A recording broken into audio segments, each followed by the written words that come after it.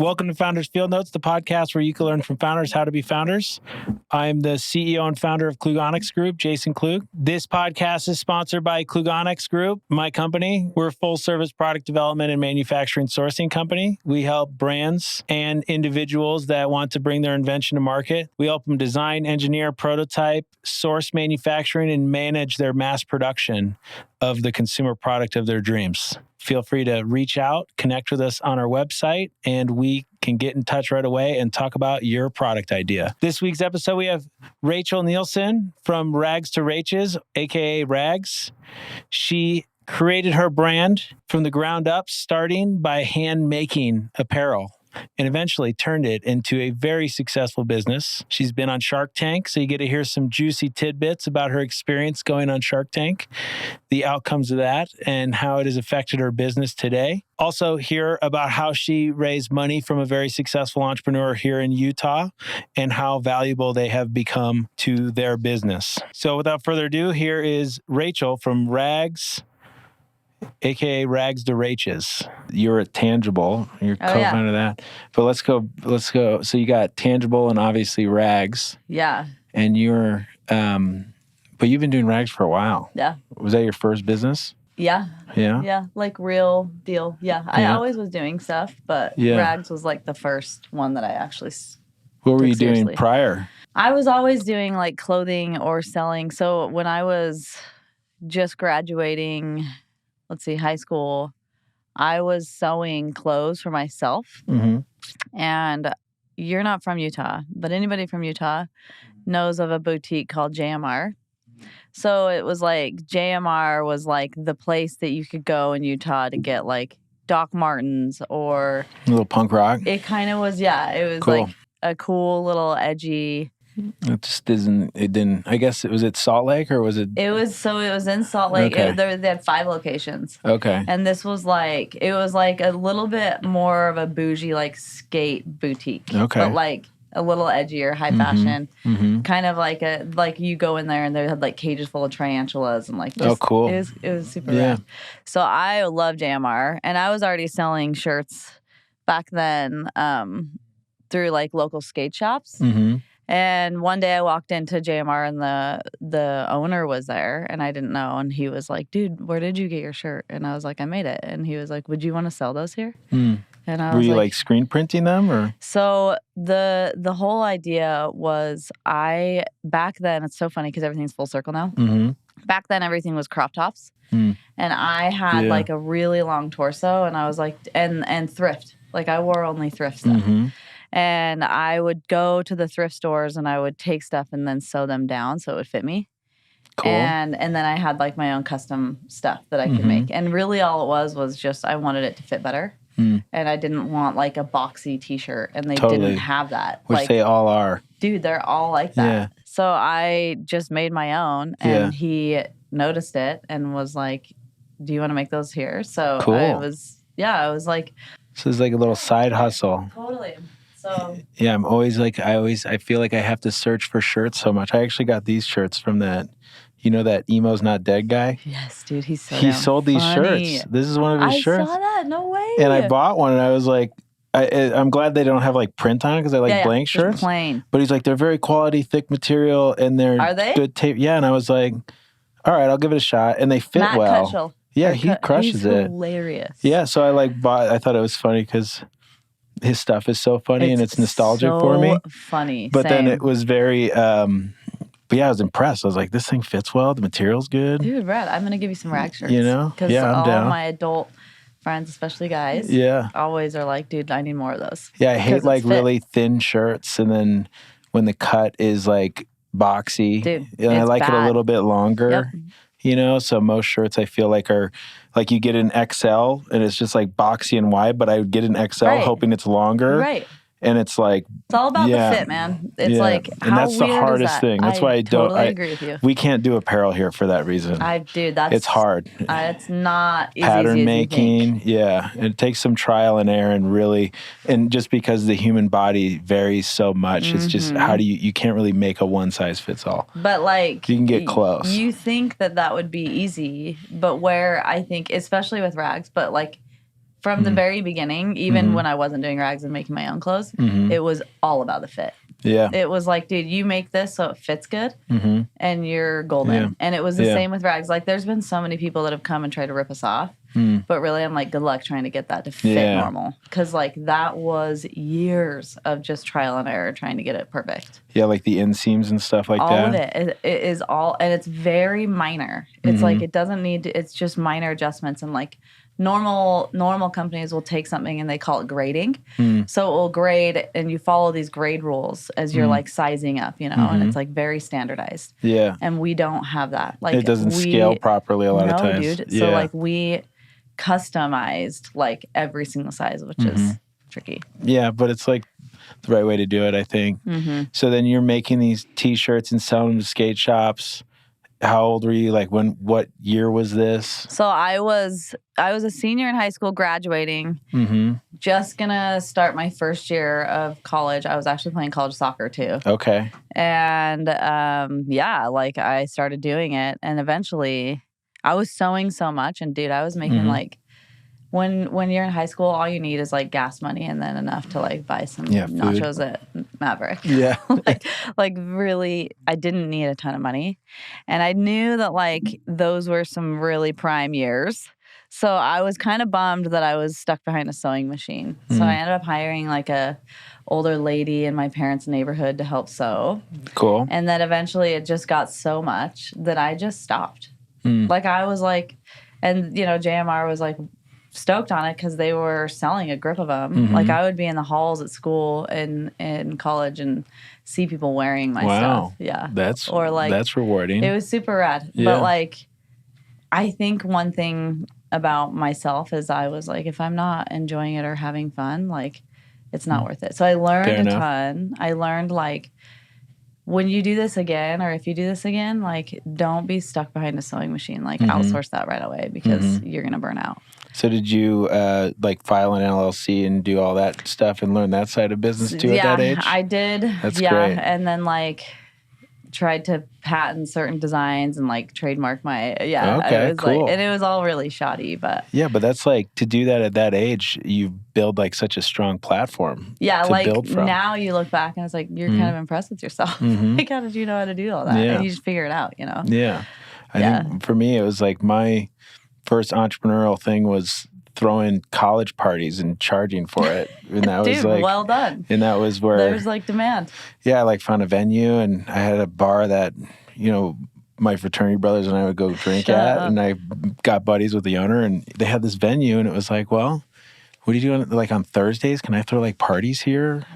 And then I would convince the other fraternities to convince me to throw their parties. And then I would throw like my own personal parties and not let them come to it. So I had like this exclusive party vibe and it was great. But yeah, you get a little taste of things. Totally. Like when I would walk away and I would do all this stuff for this party and I would hire a band that's too expensive. And then at the end, I walk away with like $300. I was like, damn it. That sucked. And then I figured out like margin and stuff, right? Yeah, forces you into that, right? Yeah, so that was fun. Yeah. Cool. So then when did you make like baby clothes? How did that work? Yeah. Was there a transition or what? I mean, I was young when I did this. It was called Genevieve Clothing. And then it kind of sucked because nobody back then was getting online and buying clothes. It was like you're having to pay this retailer half up front because they're bringing the traffic and you're paying for your like shelf space, right?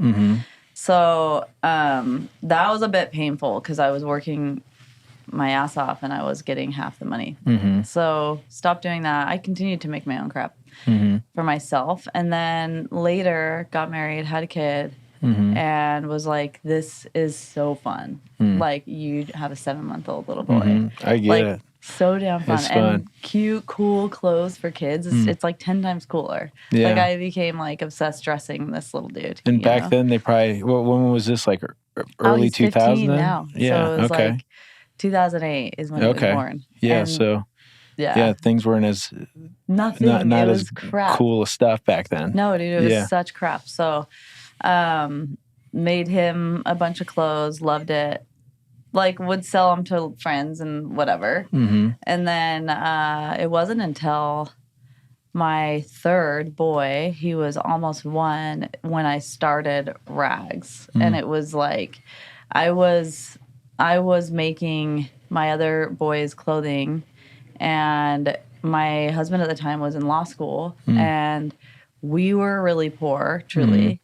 And I was like, dude, I got to help try to make ends meet. And this is right when Instagram kind of started. Yeah. So I was thinking, I was selling my hand-me-down clothes. I was even selling my own. Like, people would always buy my crap. Yeah. This is like before that was even a thing. So did you just have like was that when it was rags to Raches then, pretty much? Yes, dude. That's and how you're I just came selling up with direct with an Instagram.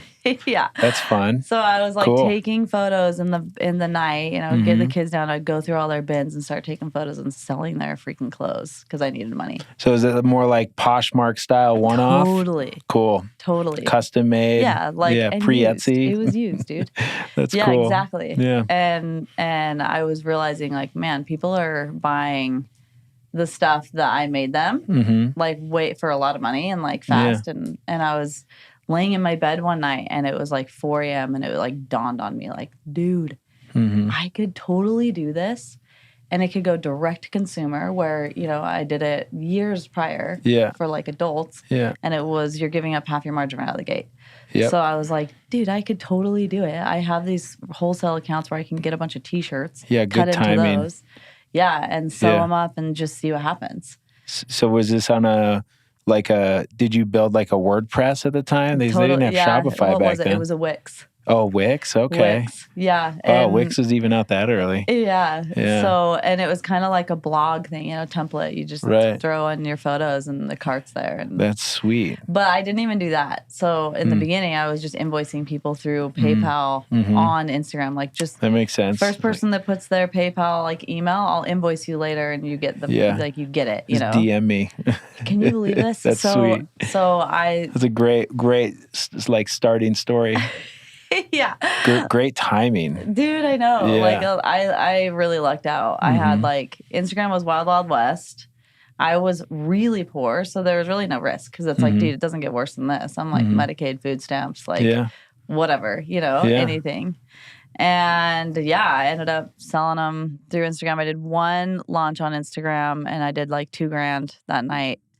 And it kicked my ass. And so I was like, I have to do a website. I have to do... Oh, doing the PayPal transactions? It was like nutty. So then, I like got with a friend and we built a Wix website. It was all the photos were just from my iPhone. The product was all handmade, no real patterns, and it just spun from there. So from that, you're making these one-offs. When did you start making like lines? Yeah. So, I mean, Rags, our business model is really unique. And we do limited edition drops every single week. Yeah. And then we have like a basic essentials line that's more evergreen, that's like deeper in quantity. But at the time when I started, I was buying T-shirts and cutting them up. And then eventually I was like, dude, I got to get this into manufacturing because I learned prior, you're going to get burned out. Like, I was sewing, I would put the kids down and then I would work till like 4 a.m. Ugh. It was gnarly. And I was like hand sewing all this crap. My mom would like help. And I knew, so I like got them into manufacturing, but like we weren't doing enough in volume to be able to go out and get cool printed fabric, And so I flew to LA and I went to the fashion district where they sell like remnants of like, all these bigger brands, they sell their fabric in bulk for like pennies on the dollar. So I would buy these huge rolls and they would be like cool camo or floral or whatever. And when and then I got into manufacturing, so I would get them made. And when those prints were gone, they really were gone for good. So it was kind of rad because it created this like scarcity, and it was like an easy thing for me to be able to continually have like talking points to get people to our website. Yeah. Because it was like, we have a new thing this week, and especially as kids are growing and whatnot, and they're having to like up their size. Having to buy new sizes all the time. Yeah, we learned that. Like, we bought way too many outfits before the kid got there. The whole year. But at the same time, like, he would burn through them way quicker than we expected. And it's like, well, he never going to wear that one. Yeah. So, yeah. I think everybody's guilty of that. So we're always looking for like what to get for the next age, and then we stock up on them. But and I think the cool thing with Rags is like, and why people caught on. One, it's what we were talking about, the fit. It's really unique and it fits really well. And then it looks cool. It's like super simple. Doesn't it have like a quick diaper access? Yeah, totally. So it's like elastic neckline you can slide on and off your kid. That's great. And I hated the snaps like around the legs. Hate them. Hate them. And yeah, we didn't buy anything with snaps, only zippers. Yes. Yeah. Like you just, diaper changing, especially when they get bigger, it's like, this is freaking nutty. Yeah, when they're squirming and stuff. Yeah. But I like the idea of like the one piece. It was so simple, but it was so cheesy. Like snaps are so cheesy. It all looks so cheesy. Yeah. So that was kind of like why it even started was, what can I make this kid that's not like super cheesy, that's easy? So are you making them in LA then, mostly? So started in Utah and then moved to LA and then... you moved there or just the business, the moved manufacturing? all the manufacturing. Okay. So like flying out there, finding a manufacturer, meeting with them. I actually got so much help in the beginning, just like really that's great. Weird things fell into my lap where... That's great. Finding like good relationships you got to learn from. Yeah, totally. And then now we're overseas. Yeah. So, cool. But yeah. In China or where? No, we're in India. Yeah. And they've been good really textiles great. in India. Yeah. They've been super great. So, and now your volume's probably good where you get to do more custom fabrics and dictate like we those. do our own. So we're able to like design our own fabric now and like wow, our own prints. And you went on Shark Tank, right? Mm-hmm. I did Shark Tank too. You did? Actually, your coaster there was... Wait a second. Did you go on the air? I know, dude. I freaking saw. That was Mark Cuban's. Why don't I have a coaster? No way. They didn't air mine. Dude, that's your worst nightmare. So you know what it's like to go through all of it. Oh, I pity the fool, man. I'm so pissed. Oh, I would have been so pissed. We filmed it September 2019. So it would have been like the 2020 season, but you know how they buy 20 episodes and then they add like 2 or 3 at the end? Yes. That season they ended because it was COVID. They only did 20 episodes. Will they ever air it? No way. Because that many seasons ago. Because like the sets were different and whatnot, and So that is so much work. Yeah, it was a lot. You are the second person I've talked to that's happened to now. Yeah. Well, I feel even worse for there was a group after me. And the thing is that, like, I'm sure I'm not supposed to talk about because you remember that contract you signed. But at the same time, I don't even care. Who gives a crap? Same. Because I had to go through all that. But I feel bad there was a group because you know how, like, they line you up in the trailers? And the trailers are, like, in order that you go pretty much. And there was one girl after me. It was my wife and I that did it. There was one girl after us. And then there was another company that did, like, athletic apparel. And... they literally did that girl after me and then that group who waited all day. And it was like 7 p.m., when we were done. And they didn't even get to go do it. Oh, I thought about that. Yeah. Painful. It would suck. Because, it's like all the pre-work you do. I don't think anybody understands that. You do the producer stuff. You get your pitch dialed. You go there and you sit in the hotel and wait. And then you sit in the thing and do your practice and stuff, and it's like it's so gnarly. It's a lot, it's so heinous. Getting your set dialed and everything, which they screwed up. They were like putting things together wrong on it, so you had to like go fix that.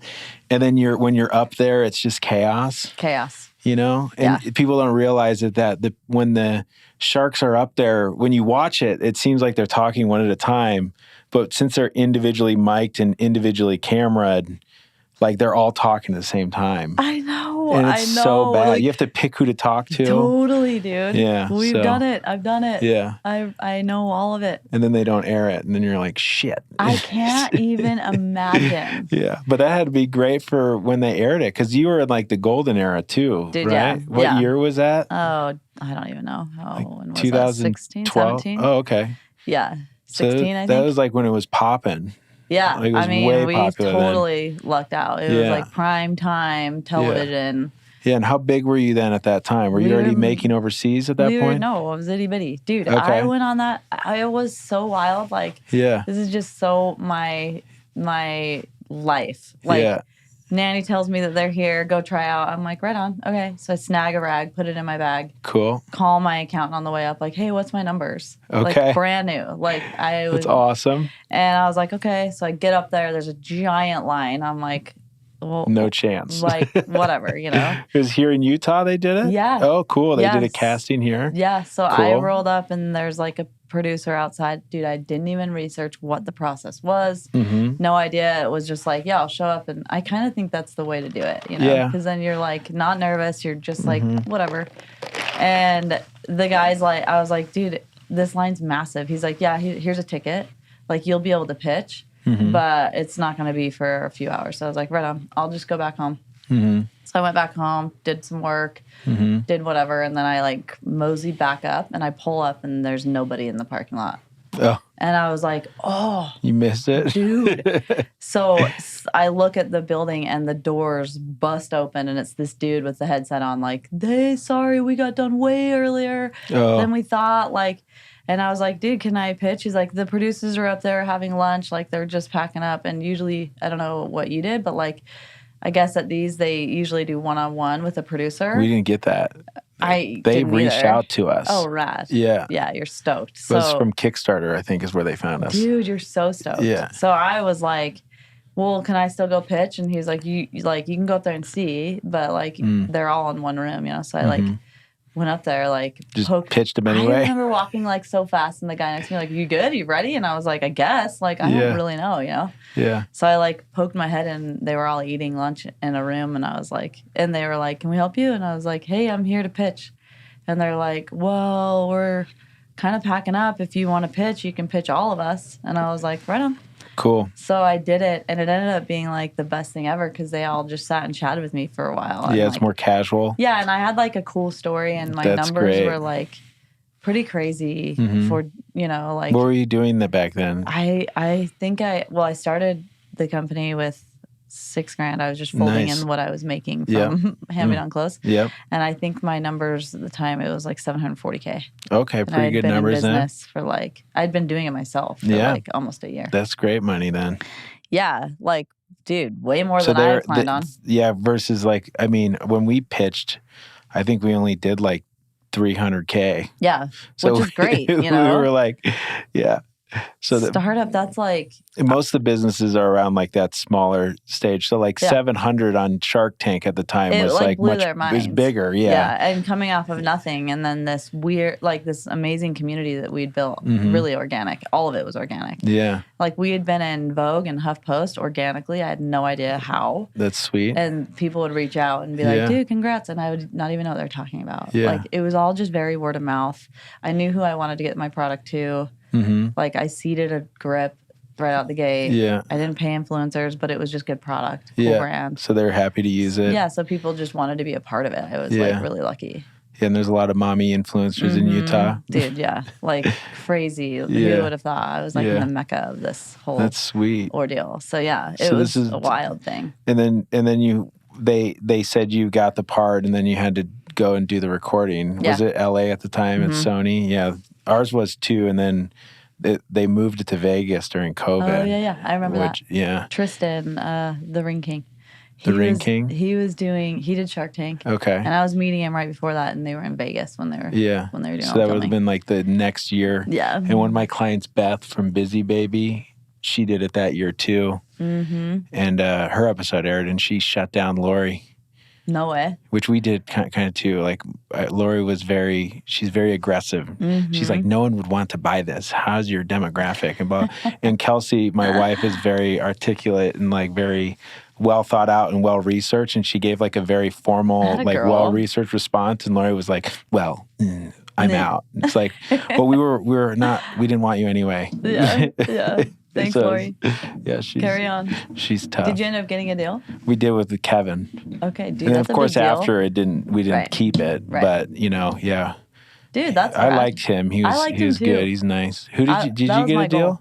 I had 3 offers. I took one with Robert, but I ended up not taking. after the fact? Yeah, that seems more and more common. Yeah. Yeah, It just isn't smart money, honestly. Like, right. It's overpriced and dude, to me, it was Yeah. kind of. I remember when I was doing due diligence, I was like, "Hey, can I talk to anybody that's taking your money?" Mm-hmm. They actually doubled their offer and offered less equity, and I Oh. think it's because they just saw the community and like yeah, the potential there. a little and more I due was diligence. I didn't need the money, you know? You can walk into a bank and get better terms, honestly. Right. So it was really, for me, it was more just about the network and, like, how can I tap into your network and, like... Yeah. And I was very realistic. Like, they have this massive portfolio. Like, how involved are they, you know? Yeah. Robert is pretty good, I feel like, right? Yeah, like, good crew. Like, loved working with them. But I asked them, like, can I talk to anybody that's, like, taken your money? And, like... The funny thing about that is they were like, you're the first person that's ever asked to, like, ask other people who's worked with us, you know? Yeah.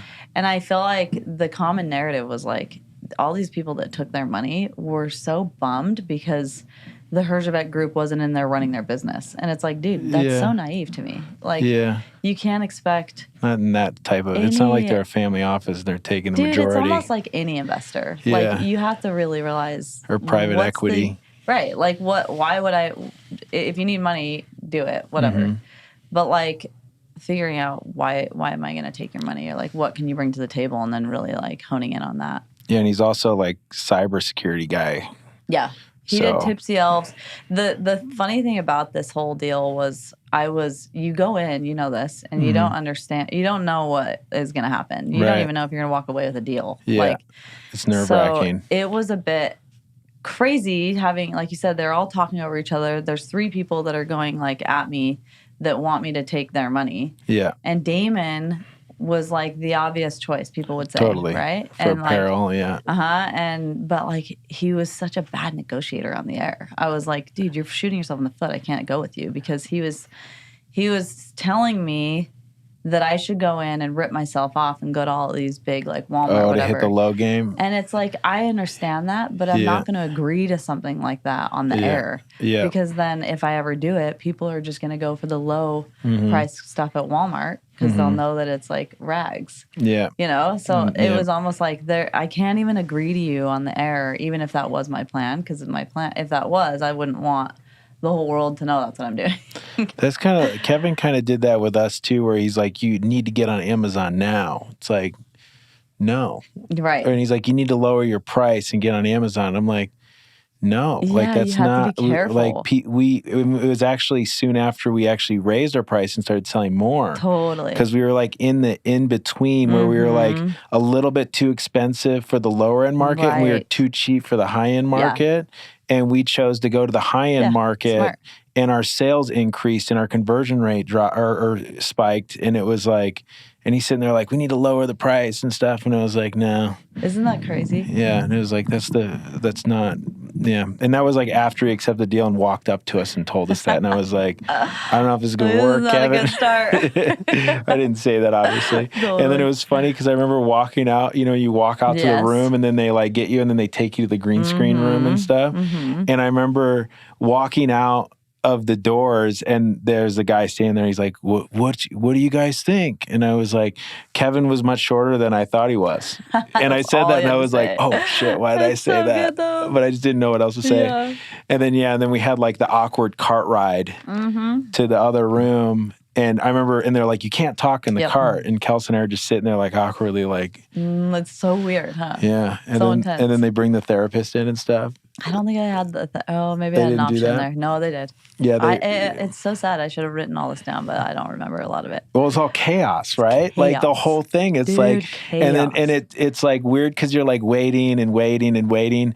And then you go, and when you're waiting in the room before you go on the stage and you could hear the other pitch, you know, that's also weird. Because, like, you can hear them, and it's, like, makes you even more nervous. Oh, my gosh. It's so gnarly, yeah. But went out there. So they almost didn't let me do it. My producer loved rags. So she was like, you got to redo your pitch. Send us a video. Hail Mary, you have 8 hours. So I did it. And they ended up, like, letting me come out. But there was half and half where, like, I don't know how this chick's going to be on the air. Really? Yeah. And I'm not a very well-scripted human being, honestly. Like, you get me in a room and I can jam. Yeah, just go with the flow. Yeah, but like a script, I was like, this is hard. And so, of course, they saw that and they were like, she could be a disaster. Yeah, the robotic pitch thing was a little tough. Very hard. Yeah. So, like, I went in, pitched it to, like, you know, you have to do the pre-pitch, and then they say, like, we'll call you if you get a time. We'll call you tonight and let you know. Dude, I didn't get a call till 10 p.m. Oh. And I was like, they were like, hey, we're going to have you your second And Oh. I was like, hell yeah. Like, So no they're matter fresh. what, I'll be able to go. And the Yeah. sharks aren't going to be salty because they haven't been sitting there all day. True. Yeah. So I was stoked. And then ended up getting on. And, like, the main producer, when I was getting in the cart to, like, get swooped away, I was actually in there negotiating with these dudes for 2 hours. Wow. Yeah, ours is like 45, 50 minutes, I Freaking think. nuts, man. Yeah. It was like, 2 I loved hours it, is though. crazy. It was like an adrenaline. It was kind of rad. Yeah. And 2 hours into 8 minutes. Isn't that crazy how they do that? so gnarly. They can manipulate it so Oh, much. yeah. We had like a 15-minute edit, which I still was That's like, pretty damn, good. that's like, we lucked out. Like, Yeah. we got the last 15 minutes of the So of you were the the final show. pitch of this that episode? That's really good. Yeah. And I think it was all just because it's very unassuming. And then when you get in there, like, it was like, whoa, there's actually like a real thing here. Yeah. But after we were in the golf cart, because they almost truly didn't let me come on. Like, I was such a wild card for them. Yeah. And the main producer was like, wait, stop the cart. And he's like, I have to shake your hand. I have to hug you. That's sweet. Like, dude, you crushed that. I was like not sure how this would go, but that was like one of the best we've seen. And I was That's like, awesome. dude, thank you. Yeah, so it was like a cool, I think I just do well under pressure and like with adrenaline. That like is actually really fun for me. Yeah, and the adrenaline goes just crazy in there. I remember it. Yeah, I was shaky wild. and I wasn't myself. Same. And people will watch it and be like, how are you so composed? You were so cool and collected. And it's like, no, I wasn't, dude. Yeah, it's hard. If you only knew, like, yeah. I see myself and I'm like, that's cringy because I can tell that I'm like tripping. Yeah. Or the parts, I'm sure like once you warm up too, like once you're in there a bit, then you're in a flow. Yeah. Yeah. So then it aired how, what was that like? Did you have enough time to stock up on inventory when they called you and told you they're actually airing? Because that's the thing too, is you have to wait for them to be like, you're airing here. Yeah, dude. And I was like, I don't want to get too in over my head. Like, yeah. So I came back. I knew it would air. Because I was like, that was especially if the producer's like, that was good. That's I knew good. It would air. Yeah. So I came back. I didn't have a Shopify website. I was still on Wix, and it was crashing. Like, even pre-Shark Tank, it was like crashing because too much traffic. Good choice to switch it over. Yeah, dude. So I was like, okay, first things first, I got to get a website. And then we were doing our own shipping. So I was like, and then I got to get somebody to help shipping. Okay. So got a 3PL set up. I got all that stuff sorted, and then they called me and they were like, hey, we're gonna air you in a week. In a week? They only give you a week heads up. Yeah. Wow. It was so intense. Yeah, and you're producing in LA still at the time, so at least it's a little quicker, right? Yeah. I mean, well, no. So I had time. I can't remember. It might have been like a month or 2 months. And okay. Then I knew they gave you like a high level heads up, and then they gave you an they official. didn't even tell me I was going to air, but I knew I was. I was like, we got to do this and get it like set up. And then they called me and they were like, you have a week. We're going to put you on the air. And I was like, all right, here we go. Wow, that's such a short time, even that heads up. Oh, so gnarly. So, like, best advice people gave me was like, sell as much as you can, but then also be prepared for the weeks following. Yep. And like, we totally had, we had we had enough. I mean, I think we rode that for a really long time, and we re-air all the time still. Like, we're like one of the free episodes on Hulu, so people can watch it still. That's great. And then we got so much press after that too, which we just rode that for as long as we could. It just dumps people in your funnel. Yeah. And then I'm guessing like your customer acquisition costs on ads dropped, all that stuff. We didn't even do any of that crap. No paid ads at the time? That's great. So it was like just gravy, man. And then you just take that and run with it. Build on it. Yeah. So then what was the growth like the following years then? Like, what was it? Yeah, I mean, the unique part about Rags is like, we kind of had to stunt our growth because it's limited. Yeah. So it's really tricky to stay authentic to limited edition while also trying to scale, So like we had Disney reach out and Marvel and Star Wars. I had to like tell them no for the first 2 years because it was like, we're not ready. We can barely keep up with demand. Yeah. So growth was great. But it was also like we had to make sure we were like staying really disciplined in that. Nordstrom, same thing. Like we did one run with Nordstrom after, and that's like a funny story. I actually called their accounting department and was like, hey, because you can't find the baby buyer's information. Yeah. And I was like, hey, I accidentally got transferred into the accounting. Can you transfer me back over to the baby buyer? And they were like, oh, yeah. That's Sent great. me in. And the chick had seen the Shark Tank. So there was like so many benefits from that, you know. Yeah. We did one run with Nordstrom. It was chaos, crazy. They sold out in the first day. And then I just scaled everything back, honestly. I was like, we're not ready for all of this, and I want to do it right. Yeah, and retail is that's where like you can really lose control. Yeah, and that's the thing. Like I wanted to understand my consumer more. I wanted to have a better grasp. I wanted to like grow that community so we had a solid base. So Nordstrom didn't just like own my brand. Yeah.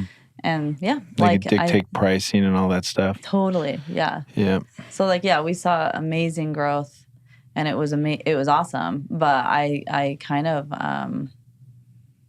like on purpose stunted that just because I wanted to make sure we were being responsible in our deal. Yeah, that's good. Like once you have those throttles and those levers you can control, then that's good. So you can still like sustain, you know, a healthy amount of sales without, you know, within control. Yeah, you don't want to overextend and then it just goes to hell fast. So did you ever do financing rounds after that or? Yeah, so I ended up not taking that money. And then I was at an event and I met Jeremy. It was at Trigger. I met Jeremy Andrus. Oh, wow. Didn't know much about him. I met him recently for the first time. Did you? Yeah. He's interested in Durai. Oh, right. And I hope he would invest.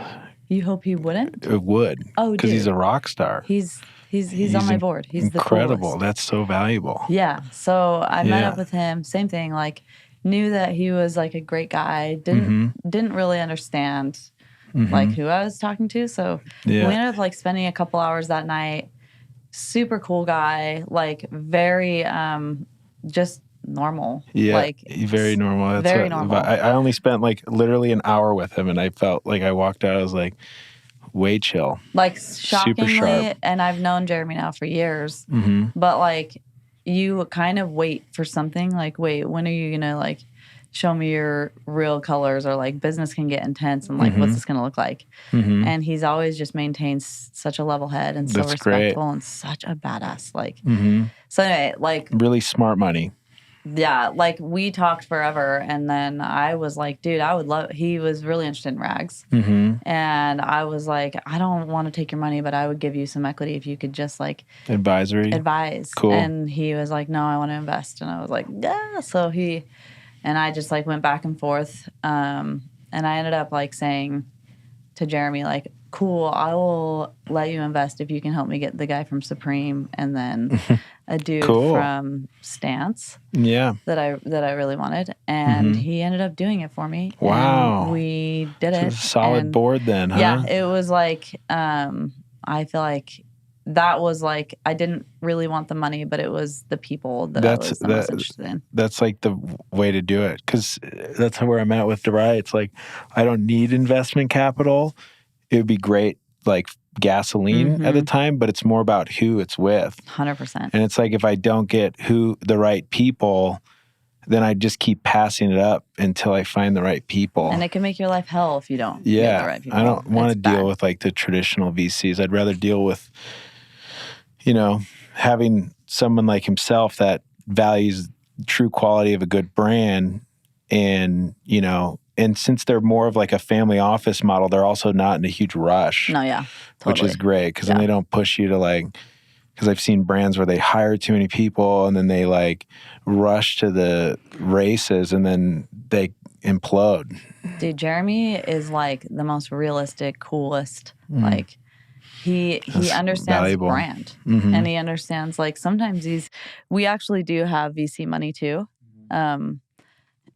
Which he will even say to the VCs because he's very familiar with them. But like VCs can actually crush brands because they force this growth year over year. Yeah. And then you're leveraged and you have to do stuff that will like hurt brand. Yeah. So it's kind of a really good balance, you know? And then the Supreme guy, he's awesome because they understand the limited edition model. And they understand like staying disciplined in that. And it took Supreme 20 20 plus years to get to where they are, and they end up having this unbelievable exit, you know? That's insane. So, yeah, like, I think that was an interesting thing, even going through the Shark Tank deal, was like, I just want to make sure that who I'm partnering with is actually really valuable. I don't necessarily need the money. Yep. You know? And that's how I felt with Kevin. Mm-hmm. And it's been, what, 5 years now? So. Not smart money. Unless, like, and everybody was like, if you need the money, do it. But I was like, no, dude, I don't. It's not about the money, I feel like, Shark Tank. And if you go in with that mindset, then you can work it better. Where it's like you're negotiating the involvement and not the amount of money. Because the other thing is, too, is when you air in Shark Tank, you can go find plenty of people that'll give you a way better deal. Mm-hmm. So I even said that on the air. I remember they were like, why are you here? You don't need the money. And I was clear, like, yeah, you're right. I don't. I could walk into a bank and get better terms and like more money probably. But I was like, I'm here for your network. Yeah. So, and it ended up like really panning out, because then I was able to do that later, you know, with people that are rock stars. Are you going to that reunion in July in Vegas? No. Me either. I never have. I never do that. Okay. Because I always like bump elbows. Like I met Scrub Daddy. Okay, yeah. He's an interesting character. You know, they're aggressive over there at Scrub Daddy. Are they? Yeah, they're growing hard. Dude, awesome. And then I met the sweetest entrepreneur. She did the elephant dropper. You don't remember that one? She was like episode 1. I don't even watch Shark Tank anymore because I don't watch it either. I'm the same way. After that, we stopped watching it. But she was in season 1, and she made this like elephant kids medicine dropper. Remember that. Yeah. And she's just like the kindest lady ever. I met her, and she's super sweet. And then I have like a few clients that have gone on, and it's a rad network. I'm in like a Facebook group with all of them, and dude, the stuff in there is like so valuable. Like really, really cool. Yeah. They all have amazing contacts everywhere. Yeah. So that stuff has been rad. I'm like so limited in what and where I spend my time. Yeah, me too. I don't like to socialize as much anymore. Yeah. I mean, this is the extent of my socialization. Yeah, dude, and here we are. This is same. Yeah. Same. So then these days, what are you working on? Like, how involved are you? Yeah. So I actually took a step back for a couple of years, and just had some personal life stuff that I wanted to like focus on and do. And now, just recently, I would say since it's been like 6 or 7 months, I was like, dude, I'm ready to dig in and like do what I love. Like it became, I think I just got burned out and I needed a minute, you know? And now I'm like back in doing what I love, designing and branding, and that kind of stuff is so fun. Yeah. And just like community. So I'm pretty involved. Like that's good. Back in it and doing that's great to take the break though too. Oh yeah, I had to. Some entrepreneurs won't, and I think it's smart to take the break and hold on, knowing that you can go back. Versus some people, they go to take the break and then they just sell it, and they realize, oh, maybe I shouldn't have sold it yet. Yeah, totally. And it's harder to get back to it. Right. It's a great move. I understand all of that, you know. It's like what has happened is really hard to do again. And you have almost like a different energy coming back, so true. Yeah. Yeah, I'll probably need that at some point. It was rad, and my kids are like at a really cool age where I was like, dude, I can't miss out on some of this stuff, you know? You can be friends with them versus the parent as much, right? It's so fun, yeah. I look forward to that. Oh, it's the best. Yeah. So do you have like a exit plan, and you want to just grow it forever? Like, what are your thoughts there? I mean, I think I've always said this in the beginning, because especially when you're raising, you have to know like you got to tell these guys like what you want to do, you know? And I think for me, it's like, as long as it's fun and like I'm enjoying it, and it allows me to have allows me to be present with my kids and my family, and like I have this deal that's fun, then I could do it forever, you know? So it is like lifestyle business for you. Totally. But like, I'm not opposed to also being like, if somebody wants to take it and buy it and scale it and take it to another level that I just don't want to do, like that's something that I'm not interested in. Like I'm open to that too, Yeah. But if the right resource comes by. Yeah, it's the same with raising money, It's like I'm just going to keep cruising, and then if the right thing happens and it's a good fit, absolutely I'll take advantage of that. That's good. So yeah, and if it's sustainable and healthy financially, then you can. Yeah. That's great. Yeah. Yeah. Well, so what do you do on the side of it? Anything on the side? I know you're doing tangible. Yeah. Was that like a side hustle or what? Yeah. I mean, I love Madeline and Scott, and they approached, I think Rags was like one of the first direct-to-consumer brands, out of that like era. Yeah. And they approached me. I just have had like good relationships with them, and they asked if I would want to be involved. And actually, I was talking about this yesterday. I think that they're so cool now. Like, there's so many resources for people wanting to start a business or a brand that we didn't have when I was starting. Like, there's like, I've spoken at the colleges around here. There's like all these entrepreneurial programs. And then Tangible was like, when they pitched that, I was like, dude, I would love to get on board. Like an e-commerce school that like, you're getting all these people in here that are like-minded and, networking. And we saw some cool stuff happen, like brands that were spun up there. And now you're driving down the freeway and they're on the billboard. Yeah, like and there's a lot of like SaaS and tech and all that. So I've always felt like the odd person out doing hardware, Totally. I don't like software. I never will be involved with it, Yeah, but Utah's like a massive tech scene here. Yeah. So I always felt like the odd person out, but then I also saw it as like an advantage. It is an advantage. So, for sure. Especially with like AI and all that stuff, it's like, you can't use AI without hardware. Yeah, there you go. So, hopefully that helps me in the future too. Yeah, Tangible was a fun little side gig. And I'm always now being approached with all sorts of things, which is fun, and it's also interesting. But I think it's just like the chapter and the season of life I'm in. I think we get it wrong. Like we all work so hard and we're taking on so much, and we have these like unbelievable years that we're young and healthy and like kids and taking advantage of that. And then when you get older and you want to settle down, then that's when you take on more. Yeah. So for me, I'm kind of like, right now, this season and chapter, I could do a million things because that's so fun for me. And I like being busy. But I also have like kids and I don't know, that I'm like, these years will never be the same. So I just want to take advantage of that. You have a team too where you can pick and choose what you do. Yeah.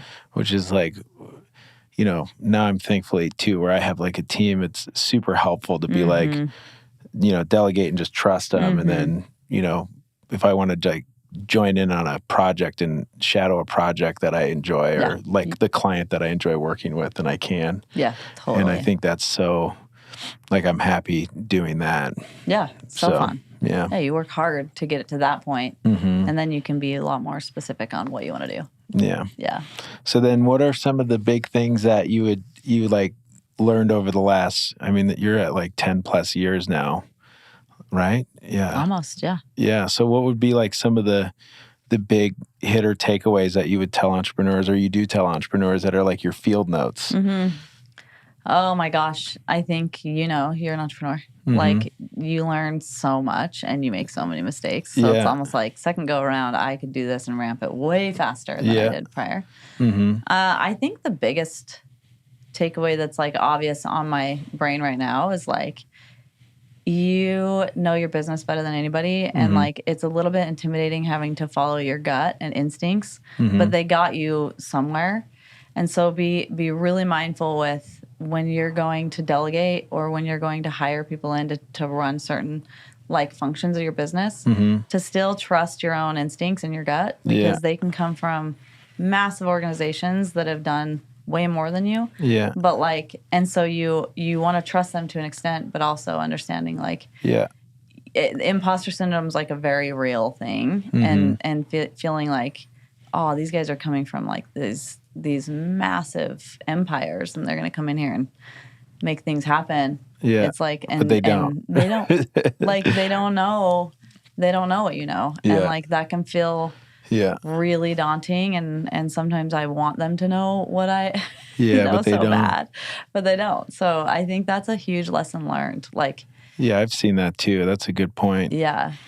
Yeah, that's like, and especially when you're at the level when you can start bringing on those resources. Right. It's like, for example, when I hired Alicia, the CEO that I hired for Durai, I mean, I had like 500 applicants. Oh, yeah. And I went through, most of them were just like old dudes looking for a salary. Right. You know what I mean? And it's like, you don't know what the hell you're like. This is a direct-to-consumer, female-focused brand, and your background is in, semiconductors. Right. Like, why are you even applying to this? So that was easy to filter a lot of them out. But once I got to like the process, there was her experience we already knew was there, and she had jumped around like small companies, big companies, and she's at Walker Edison. So it was like, okay, home good space, direct to consumer, that's great. But the thing is like the vibe and the personality and where her like, like that side of things. So we started doing tests, like almost like mini projects where we test their ability to like put a plan together and once that has been super valuable. Like we did that for a VP of marketing hire recently, and she came back with just like an incredible presentation and had, it was really well thought out. It was really well researched and stuff like that. And it was like, versus a big someone from Microsoft or whatever might be like, oh, I did this and Isn't that so I did true? this over there and blah, blah, blah, blah, blah. And it's like, oh yeah, this is a sure bet. So that mistake happens. Like, and you can get this unbelievable rap sheet and they look so damn good on paper. Yeah. But it isn't until you do what you just said. So it's like, even if they're not as experienced, I think a lot of it comes down to personality. Like, how scrappy are you? How willing are you? Like, how much do you want this? Where are you at in your career? Do you just want a paycheck, or do you want to like actually make a difference and grow? Yeah. There's two very different kind of leaders. And I think for my deal, it's and speaking with Jeremy and stuff, talking through this, it's like you need to be able to be small business minded with like big business abilities, but also still don't come in here and layer in a ton of overhead. Still be willing to like be scrappy, think outside the box and scale. Yeah, it's a different deal. They're not as likely to roll their sleeves up and get to the meat of it. Yeah. They're used to delegating all of it. So it's like, well, you don't have a team right now. Yeah, so you need to do this for the first few months, and then let's prove some stuff, and then we'll hire this role, and then this role, and slowly build. And that's like one of those things where it's almost like, are you okay going back into the trenches? Dude, and then also trusting your gut when they try to push back on it, yeah, it's like, no, like I want to see how you do in this environment. That's a good point. Not a lot of people talk about. Yeah, and then I also like the point about the smart money and being patient with it. I think that's something too that people would miss. Totally. That's a good field note, and I think the way you did it, that's perfect. Yeah, I feel like I lucked out. Yeah, but a lot of that is just because I feel like Rags is really great and it's a means, but it's like I'm not going, like there's certain things I will not do. Like I don't want to sell my soul. Yeah, and it's like that when you're making decisions for retail, when you're making decisions to work with a partner or licensing or investors or whatever, like really understand like what's going to motivate you and what's going to drive you, because you could make a decision really fast that would just handcuff you to your deal, and that sucks. Yeah. So yeah. That's great. Yeah. All right. Wild. Well, thanks for coming. Thanks for having me, dude. Yeah. It's fun. All right. Thanks for listening to Rachel talk about the founding of Rags to Raches, aka Rags. We're not sure what to call it because we've seen it both ways. So I just want to make sure that we say it correctly. Great episode. Great chat with her. A lot of similar experiences. I love her founding story of how she was making these on her own creativity and her own skill of making her own apparel.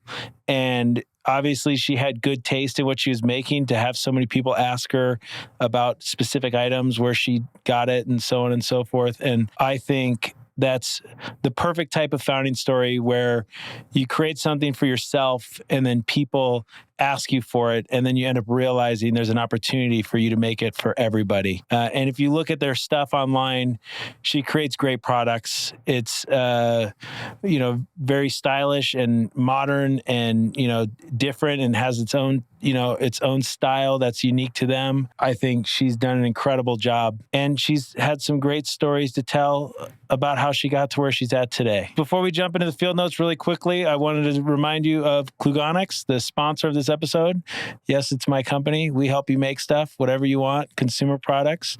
We've made hundreds and hundreds of products, helping them design, engineer, prototype, manufacture, manage production, deal with all of the pains and issues that you deal with while making a product. We can help you get through it. Reach out to us on our website, www.klugonics.com. That's KLUGONYX.com. And our phone number, 866-870-1293. Give us a call. Back to the field notes. Big field note that every founder, I'm sure, can relate to is being aware of burning out. It happens at all stages of business. At the very early stages, it happens during growth phases. It happens during phases where you're flat and, you kind of get burnt out from being flat. And it's definitely something you have to pay attention to and watch out for. And it's hard to know when you're burning out or you're already burnt out. And Rachel made a good point of outsourcing what you can as you grow, especially if there's a lot of things you could take off your plate by outsourcing to help